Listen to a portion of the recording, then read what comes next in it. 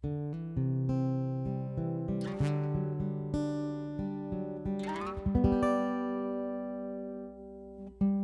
everyone, I'm John Steele, and this is After 4, a podcast for InterVarsity alumni. Life after college is hard, and even a great experience with your InterVarsity chapter doesn't shield you from the challenges of transition. As we hear stories from real alumni learning how to make it in their post-InterVarsity reality, my hope is that this podcast will offer some encouragement, a few laughs, and even some hope for the future. This is After 4, and these are your stories. Hello, and welcome to After 4, the podcast for InterVarsity alumni. I'm your host, John Steele, and it's great to be together for another episode. Now, don't be jealous, but I'm actually recording the intro to this episode from Orlando, Florida. Can you hear the ocean in the background? That's a trick question. The beach is about an hour away from here. Now, I'll already be back home by the time you're hearing this, but as I record, I'm enjoying a few days in Orlando at my very first podcasting conference, PodFest. I'm excited to get some new learning under my belt that will hopefully help you enjoy an even better After 4 experience in the future. While I'm here, I'm also planning to sit down with an alumna named Betsy who works for Disney. That's going to be a pretty cool conversation that you'll get to hear in a few weeks. For now, though, you're going to hear the rest of my conversation with Dr. Alex Chang, a Knox College alumnus who lives in San Francisco. We got to hear a little bit from Alex a few weeks ago sharing about his Urbana experience. Today, we're going to hear about his transition to life after college, mostly as it relates to his experience in med school and residency. And we're going to hear all about how Alex's devotion to Jesus remained his priority in those extremely high-stakes circumstances, even when he thought it might come at the cost of long-term success in his field. It's an amazing story of one alum's lifelong devotion to Jesus, and I'm sure it will encourage you as much as it did me. So let's give it a listen.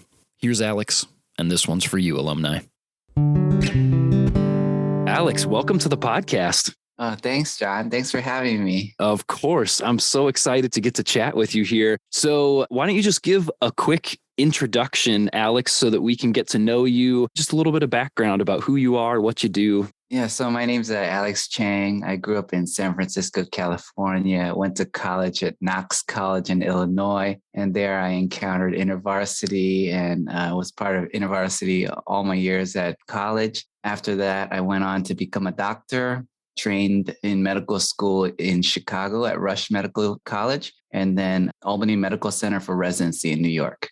Okay. You went to Knox College in Illinois. Were you like a pre-med degree while you were there? Yeah, so I was in this pre-med track to go to medical school. And when I first got to Knox, it was very interesting because I was one of the very few Asians who went there. I was actually part of the minority orientation when I got there. And at Knox College, there's only one Christian fellowship, which is InterVarsity. Wow. Okay. Which is the best thing because InterVarsity is so good. And then when I went there, you learn so much about God and who he is. And there's Bible studies, there's prayer time, and it's just really intimate. And these people are true Christians because, growing up in San Francisco, the culture is very different. We only went to church on Sundays and the rest of the week, we just did whatever we wanted.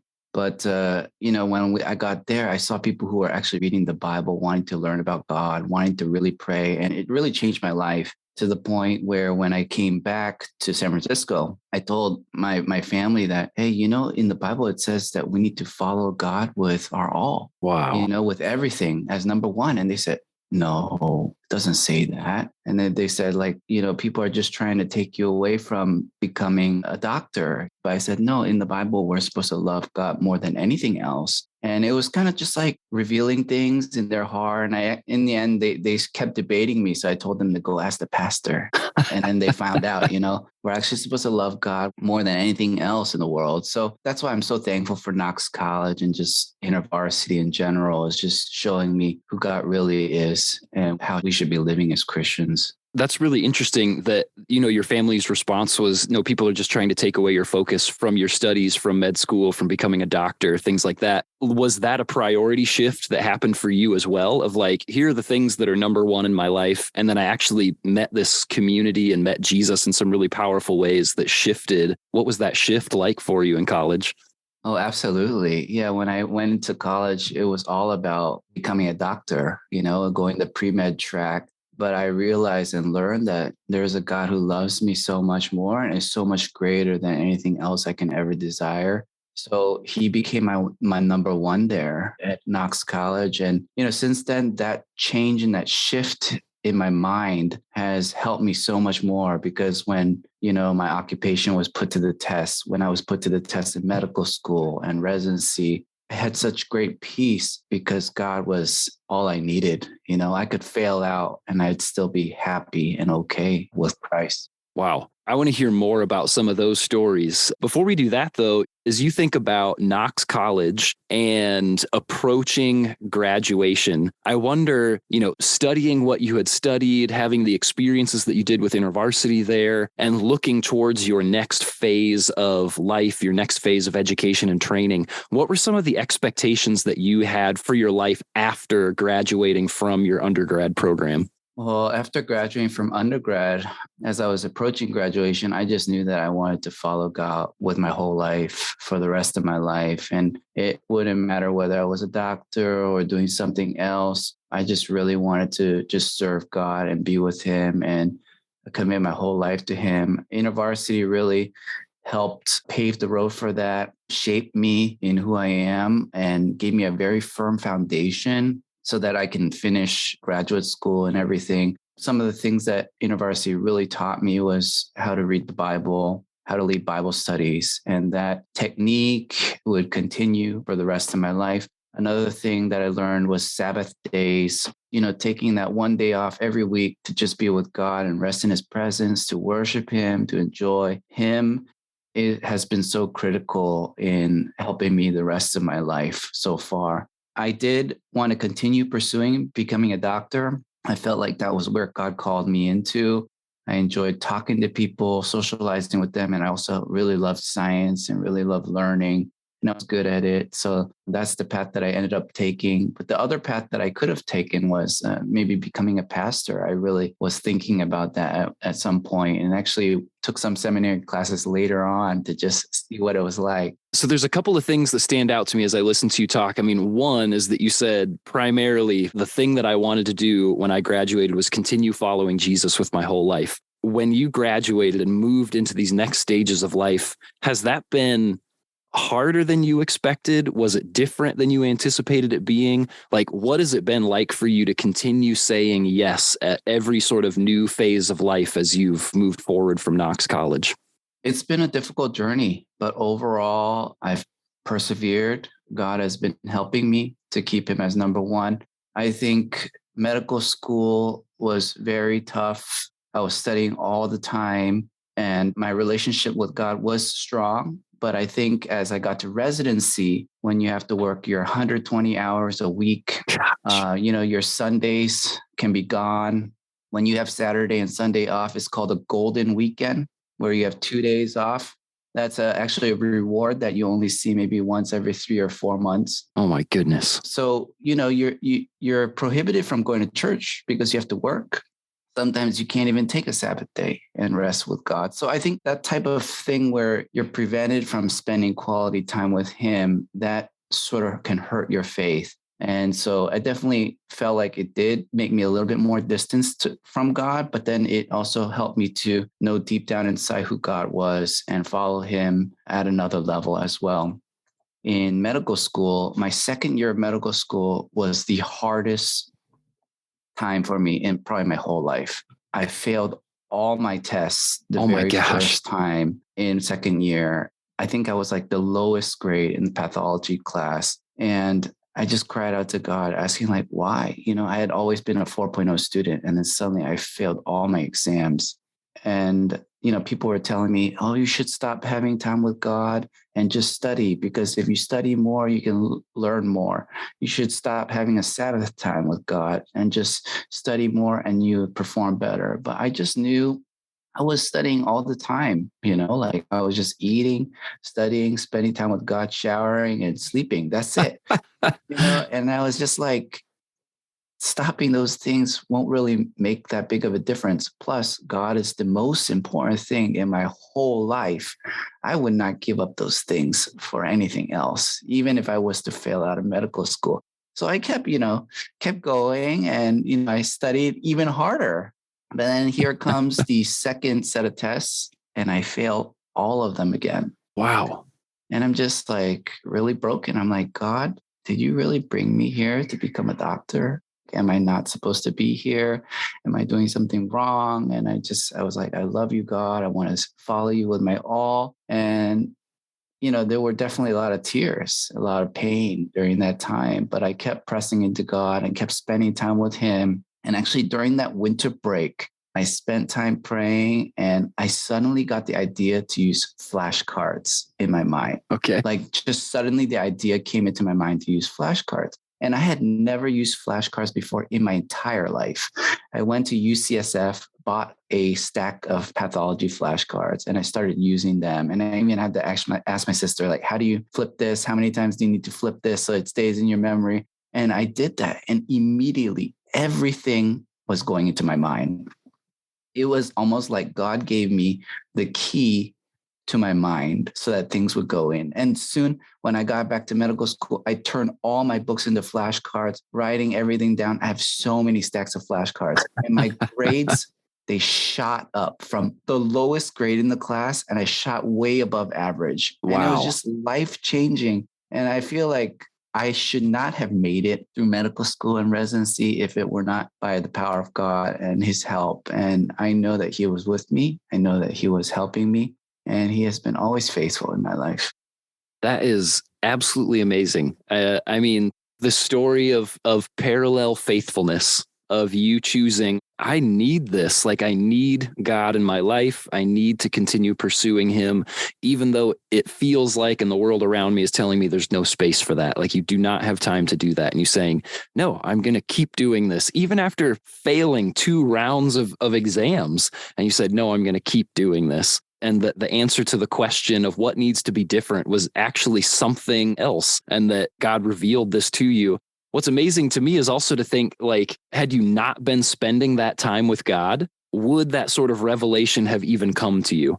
Not that he was rewarding you for being a good Christian or whatever, but just that sense of the two of you were spending so much time getting to know each other that those pathways of communication were being opened and sort of tripping hazards removed, and being able to listen and receive well. And that God's just like, listen, Alex, this is what needs to change. Is just the way that you're studying. Why don't you try flashcards? You've never tried those before. You have this parallel faithfulness of you saying, I'm going to keep saying yes to you, God, and God saying, I'm going to make sure that you keep doing the thing that I called you to do, even after you've experienced significant failure. That is amazing. And later, I realized that in medicine, everything is under certain categories. Like, every disease has a whole bunch of symptoms and diagnoses and treatments. Every medicine has a certain mechanism of action in the way it works. And every virus has a certain amount of characteristics and properties. And so each of these, there's so many different viruses, so many different medicines, hundreds of medicines, hundreds of diseases. What my mind was doing was, it was confusing between, they could not separate all the different diseases. They were all getting mixed up. And what the flashcards did was, it separated out each disease, each medicine, each virus, each bacteria, and it just separated it out so well in my mind. It's like God knew what was the answer and where I was struggling, and he helped me. I think in that time, all this material was new. I had no idea what I was doing. I had no idea like what I was supposed to be doing or how I was supposed to be learning it. I was studying almost 12 to 16 hours a day. Wow. I was like really studying really hard. And I think if I did not take the time to rest and spend time with God, I think I would just like burn myself out by just trying to overdo something that really wasn't working. But God has really been helping me along the way. I believe that it was truly his work in my life that helped me succeed. And now as a doctor, like, this is all for him and for his glory. And one thing that I forgot to say was, during that second year when I was failing all these classes, I was also leading Bible study. Oh my gosh. So first year medical school, someone else was leading. It was just me and him left at the end of the first year. And he said, well, I guess you're going to be the president then. And I said, okay. And I had actually never fully led Bible study by myself before. Wow. I was always like a co-leader with someone else. Someone else was the main leader and I was just helping. And now I had to start leading Bible study for medical students. And I decided to study the book of Matthew and picked a whole bunch of different passages from Matthew and prepared all that way before the school year started. And so I already had like sort of a curriculum that I was going to go through with those passages. And I remember the former president saying to me, like, hey, don't expect too much. In the beginning, people will come and then they're going to just leave. So don't expect too much. And I said, okay. But I was praying a lot to God. And when we opened it, there were almost like 10 to 15 people who came, and then it just kept growing up to 20. And we had physical therapists, occupational therapists, speech pathologists, medical students, nursing students. They were all combined and we were studying the Bible. It was a great time. And then, during this whole time, I started failing all these tests. But in my mind, I was like, I'd rather, do this work than become a doctor. I'd rather have people come to know God and learn about him and build a fellowship than become a doctor. That was really strong in my heart. I remember saying that so many times. It was just so amazing that InterVarsity equipped me with so many skills that wherever I went, fellowships were able to just form because we have inductive Bible study. We have time to just fellowship, worship God. And it was just the faithfulness of God working in the different places, shining the light where there is no light. Wow. It reminds me of that line in scripture that talks about, seek first the kingdom of God and these things will be added to you as well. And so just sort of that thought of like this fellowship, being together with these people, leading this study and pursuing Jesus first and foremost in my life is the most important thing. And to see these other things then come up around that you see unexpected growth in this study, that you see your grades turn around as well, and just sort of defying the odds. And it's so interesting because in my experience as a Christian, in my experience with campus ministry and working with students, and for me and for others, it seems like so often when life starts to get crazy, many times the first thing on the chopping block is community. It's going to church. It's spending time with God because I've got to make space for this other stuff that must happen because I must get good grades. I must get this degree. I must get this job. And what a different perspective, especially in a very high stakes field like what you're in. It's hard work to get where you got to begin with. And then it's hard work to finish what you were doing to be where you are now. But to say, no, this is way more important than the high stakes place that I find myself. What an encouragement for me, for sure. And I'm sure for those listening to keep saying yes to Jesus first. Like, gosh, that's amazing, Alex. In my college years, I just really realized that, if Jesus is everything and all that we need, and we're going to be with him forever in eternity, the things that matter are the presence of God, loving Jesus, glorifying him, and bringing people to know him throughout the whole world. So my life has always been going after those things and knowing that, one day we're all going to pass away and the things of the earth, we can't take it with us. When I got to residency, same thing happened actually, where someone wanted to start a Bible study because there was no Bible study there. And you Googled Christian and Bible study in Albany, New York, and then my name popped up as number one. Oh my gosh. I was in the residency website, and the residency website was very popular. And in my bio, I put that I went to InterVarsity Christian Fellowship. So that's how he found me.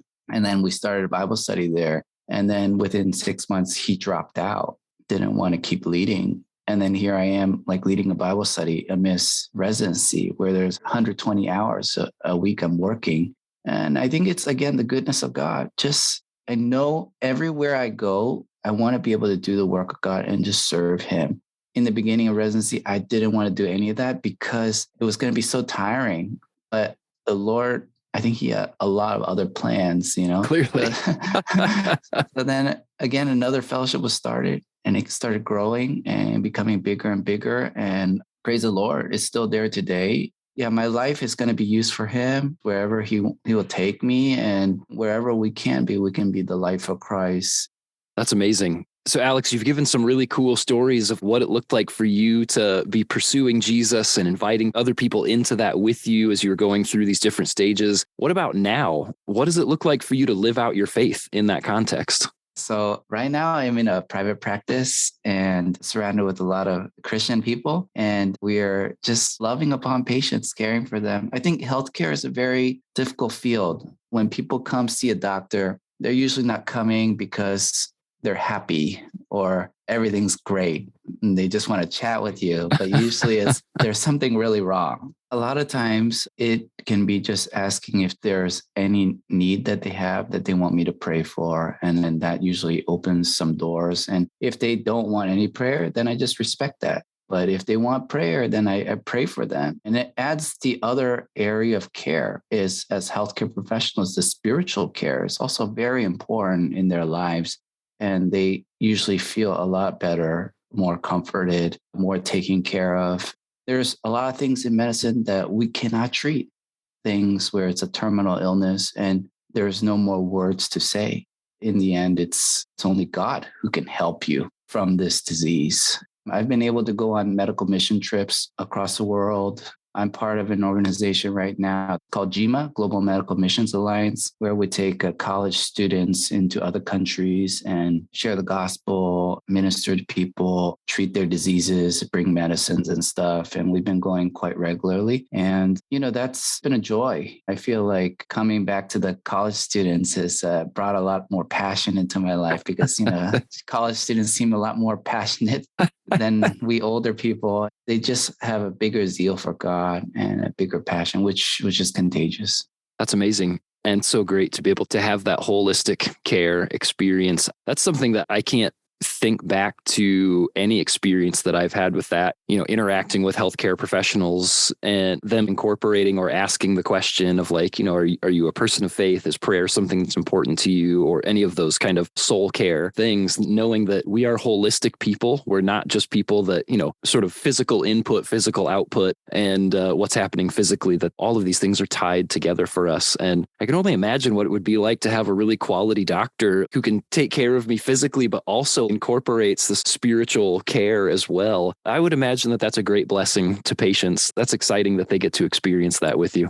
And when they come back, sometimes they start checking out a certain church or something. And then when they come back, they're like, oh, it's so great. Every time I go to church, I have so much joy. And it's like joy that I've never felt before in my life. Like I've never been so happy in my life. I love going there every single week. And they're Buddhists, or they're not even Christian, but they love it. They're encountering God, and it's life-changing. Alex, we've gotten to touch on a lot of really amazing things here. If you could have just a moment right now to share with somebody who's making their way through their final months of senior year, maybe they just graduated in December and they're like, okay, I'm fresh on the scene of being in my post-college life. Is there a word of advice based on the experiences that you've had that you would give to someone who's in that season of life now? I would say just the core disciplines of being a disciple of Christ, make sure those are solidified, making sure you have a regular quiet time with God, making sure you have a regular time to pray, spend time with him, having a Sabbath day of rest, remaining in God. Those habits will keep helping us for the rest of our lives to keep following him. And I think it's that time with God and the word that really speaks to you and that can help direct you throughout the rest of your life. And it will turn anxiety away. It will turn fear away.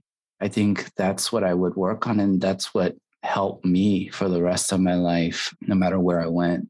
I heard someone say once that we don't need a new thing. We need to practice the old things with a new vigor. And just that thought of like, you have experienced the things that you need to continue meeting with Jesus. You have been taught those skills. You've gotten to practice those skills with your InterVarsity community. Those skills are still the skills that you should take with you into this new phase of life. They probably need some tweaking to figure out how they fit in a new way, but that those are the skills that you use to continue pursuing Jesus, just like you did when you were in college. Continue doing so in this next phase of life. Alex, thank you so much for taking some time. I know that you got all sorts of stuff to do, and I'm just really grateful that you would invest your time here talking with me, sharing your story with alumni so that we can be encouraged in what it looks like to say yes to Jesus above all, not just as college students, but long after we graduate and what it looks like for us to keep saying yes for the long haul. Thank you for sharing that with us. No problem. Happy to be here. Wow, that was awesome. As I mentioned while talking to Alex, it can be a huge struggle for me to maintain my commitments when I'm feeling overwhelmed or stressed. The tyranny of the urgent can feel so all-consuming that other less urgent things easily get cut, even when those are things that I believe are incredibly important, like regularly connecting with Jesus. Hearing Alex's story of maintaining his commitments to Jesus even in the face of excruciatingly long days and pressure from others to stop quiet times and Sabbaths really brings new meaning to the word devotions. Alex was and is legitimately devoted to spending time resting and finding his identity in Jesus. I find myself feeling this way about a lot of you after having our conversations, alumni, but I want to be like Alex when I grow up. Alex, thanks so much for sharing your story and encouraging all of us to keep following Jesus for life, even when life gets nuts. I'm grateful for your example.